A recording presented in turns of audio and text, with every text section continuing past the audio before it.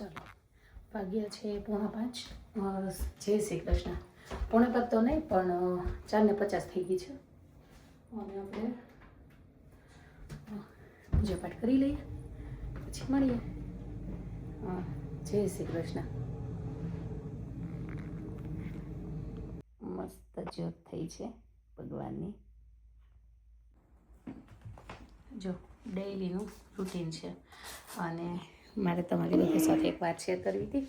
1 minute કરી દો. આમ જો એક છે ને એક બેને બહુ સરસ કમેન્ટ કરી હતી કે નીરાને જે કે આટલું બધું મોટું કેમ છે એમ નીરાને. એટલે નીરાનો અત્યારે પહેલો પડાવ ચાલી રહ્યો છે કે આપણે જે કહીએ ખબર કે નાના છોકરા અહીંયા કેવું હોય કે સાઇઝમાં આપણે જોવા જઈએ તો T1 T2 T3 T4 એવી રીતે સાઇઝ આવે કે જેવી રીતે ઇન્ડિયામાં 24, 26, 22 એવી રીતે આવે.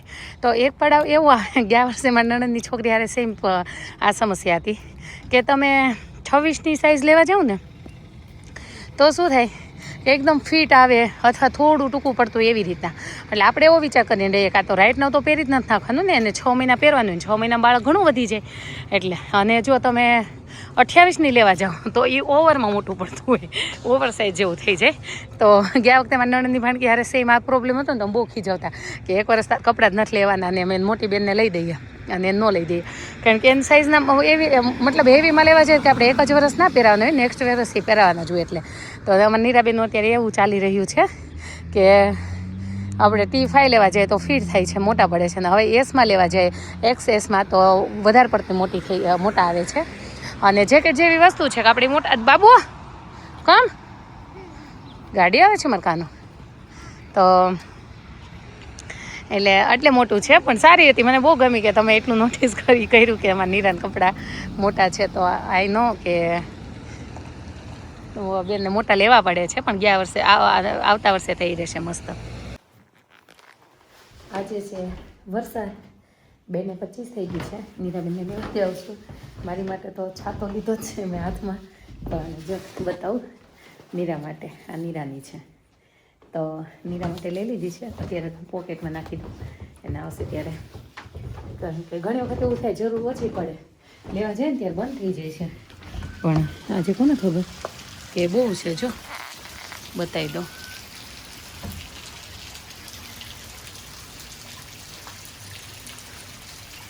અને હું પણ અહીંયા થોડીક વાર સ્ટોપ જ થઈશ કારણ કે ખોટું ત્યાં જઈને આ થોડુંક અંધારું છે ને તો ઓટોમેટિક હાથે ચાલુ થઈ જાય.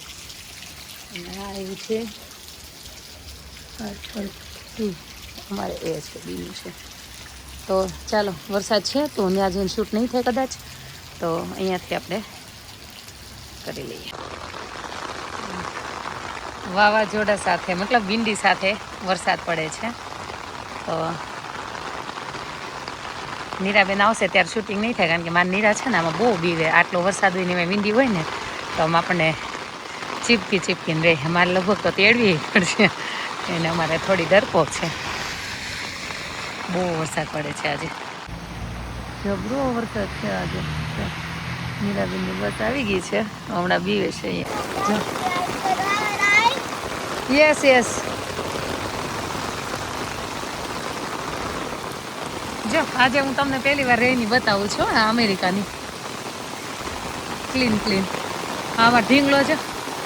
ખબર નહીં બહુ બીવે બિચારી, કેટલાક વર્ષ બીવે કોને ખબર.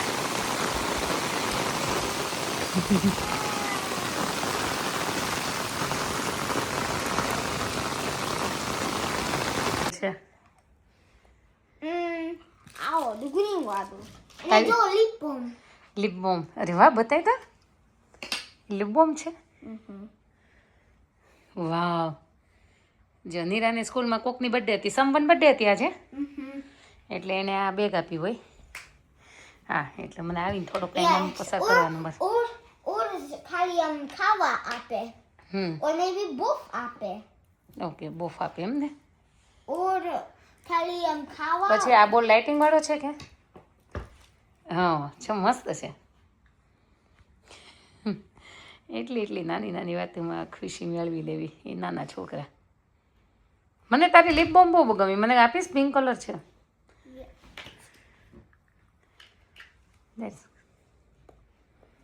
Thank you. ઈ મારીશ મેં કીધું જીવ તો હાલ જ નહીં, આજે કેમ આવેલો? અમારે જીવની બહુ જબરી છે, જલ્દી તો એમાંય. અને અમારા બેનભાઈ વચ્ચે કેવું છે ખબર બોન્ડિંગ? જો એની વસ્તુ એ હર્ષ ક્યાંક ખાય ને એટલે આપણને એમ કહેવાય કે મમ્મા હર્ષ મારી બધી વસ્તુ વેસ્ટ કરે છે. એટલે હર્ષ બાંધે એમ કે નીરા ખાઈ ભોજન ને હું ખાવી વેસ્ટ એમ. અધરવાઇઝ જો આઈસ્ક્રીમ હોય અથવા મેગી છે, મેગી તો ક્યારેક જ 2-3 મહિને એકવાર અડધી જ આપું બેયને, પણ તોય એટલે આપણે એમ કે નથી આ વખતે હર્ષ ખાઈ ગયો. હર્ષી કે મારી બધી વસ્તુ કેમ વેસ્ટ કરે, એટલે હર્ષ ઝઘડો કરે. તું ખાઈ કે બધું એ કે ભોજન ને અમે ખાઈ બધું વેસ્ટ, એવું છે. જો વઘારેલી ખીચડી, બટેકાનું શાક અને રોટલી આવી જાઓ બધાય. 6:15 થઈ ગયા છે, પતિદેવનો ઉઠાડવાનો ટાઈમ થઈ ગયો છે ને આજે ખબર નહીં અચાનક જ હમણાં બેઠા ઊંઘ આવી ગઈ.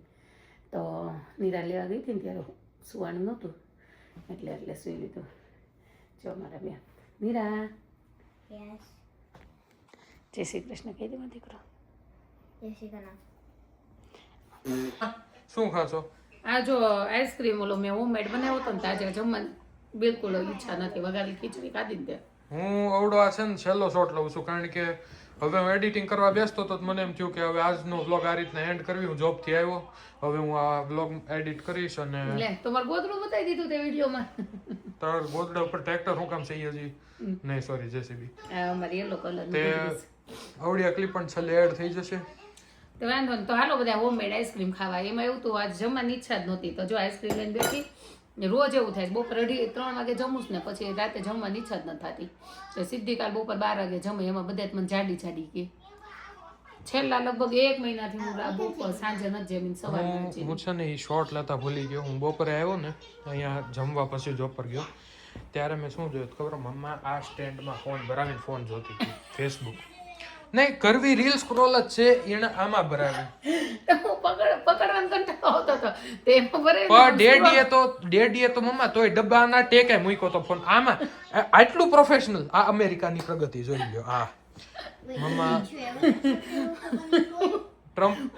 આમ સ્ક્રોલ કરતી હતી, આમાં હાથમાં પકડવાનું કંટાળો. ટ્રમ્પનો બોલાવો આવે જ છે તને કે ઈરાન શું કરવાનું છે. આ જોઈ લો, આ અને આને જોવો, એનું ઓલા ગેમિંગ સ્ટ્રીમિંગ ચાલુ છે.